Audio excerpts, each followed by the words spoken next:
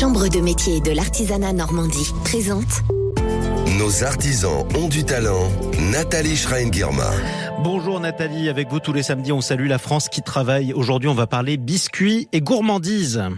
Bonjour Jean-Marie, et oui, tous ces bonbons, ces biscuits régionaux sont liés à un terroir, ils participent à la richesse de notre gastronomie. Aujourd'hui, je vous emmène dans le Calvados découvrir une institution, une très jolie success story normande. Les sablés d'Anel, riches d'une histoire centenaire, ils ont été créés en 1904 par Charles Bansard dans ce petit village d'Anel du même nom. Et nous sommes avec Jean-François Auter, qui l'a reprise avec un associé il y a 7 ans.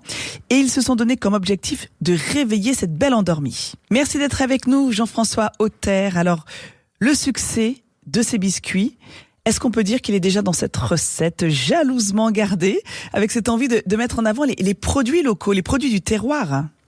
Alors oui, effectivement, le succès et la qualité des produits, c'est d'abord la recette et les ingrédients.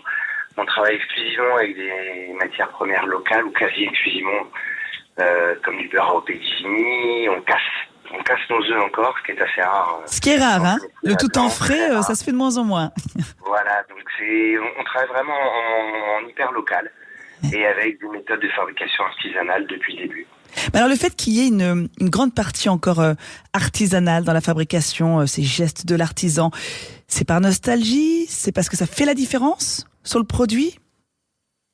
Ah non, c'est vraiment parce que ça fait la différence. L'utilisation de matières premières locales, de matières de frais, et la façon dont on travaille les produits, la façon dont on mélange la pâte et qu'on travaille, ça fait vraiment partie du savoir-faire. C'est une grosse partie du savoir-faire. Ouais. Ça a tout de suite un impact sur la recette, la façon de faire. En fait, il y a une transmission aussi, une gestuelle, j'imagine, qui est importante.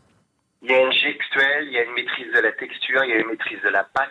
C'est un peu comme un travail de boulanger, il faut maîtriser correctement la pâte, il faut l'adapter en fonction de l'hydrométrie. Voilà, c'est une vraie compétence de travail de la pâte. Vous avez reçu plusieurs prix. Prix de l'entrepreneur de la Chambre des métiers du Calvados.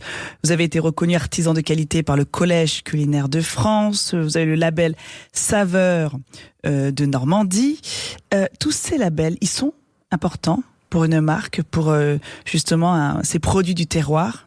Ils sont doublement importants. Un pour nos équipes, pour mes équipes, parce que ça leur permet de montrer que la qualité du travail qu'ils font, et ça c'est pas le moindre, et ça les encourage à continuer dans cette démarche artisanale qui est pas simple.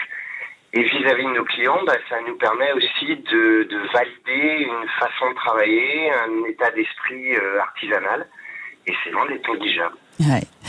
Quelle a été la partie compliquée dans cet objectif de réveiller cette belle maison?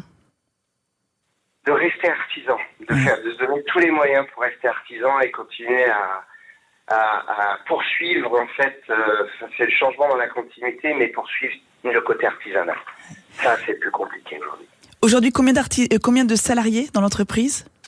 10 salariés à plein temps, une vingtaine en saison. Voilà. Et quand vous l'avez reprise, vous étiez 2-3, c'est ça? Wow. C'est ça, oui, tout à fait.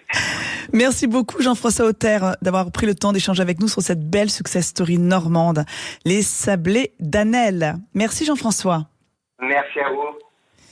Voilà pour ce portrait du jour, Jean-Marie. Et merci beaucoup. En tout cas, Nathalie Schrein-Guirma, je rappelle qu'on vous retrouve demain à 13h30, comme tous les dimanches, pour C'est ça la France.